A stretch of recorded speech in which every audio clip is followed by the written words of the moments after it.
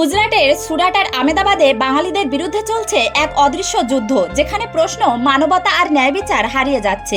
এই ঘটনাগুলো হঠাৎ নয়। প্রায় 1.5 বছর আগে একজন ব্যক্তি বলেছিল সব বাঙালিকে গুজরাট থেকে তাড়িয়ে দেব। আজ সেই কথাই বাস্তবে রূপ নিচ্ছে।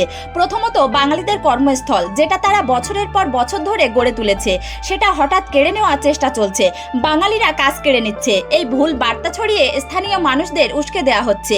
দ্বিতীয়ত, অভিযোগ এসেছে তাদের বাংলাদেশি তকমা দিয়ে টার্গেট করা হচ্ছে। কিন্তু প্রশ্ন হচ্ছে, বাংলাদেশি হলে এত সংখ্যক মানুষের কাছে সরকারি ডকুমেন্ট কিভাবে আছে? আজকের দিনে 600-র বেশি মানুষকে বাংলাদেশি বলে গ্রেপ্তার করা হয়েছে, অথচ তাদের কাছে আছে বৈধ আইডি কার্ড, আধার কার্ড, এমনকি ভোটার আইডিও। তাহলে এই ডকুমেন্টগুলো তারা পেল কোথা থেকে? সরকারই তো ইস্যু করেছে। 2014 সালের পর থেকে যাদের ডকুমেন্ট দেওয়া হয়েছে তারা যদি সত্যিই অনুপ্রবেশকারী হয়, তাহলে প্রশ্ন ওঠে কেন্দ্র সরকার কিভাবে দেশ চালাচ্ছে? এটা শুধু এক সম্প্রদায়ের বিরুদ্ধে নয়, পুরো প্রশাসনিক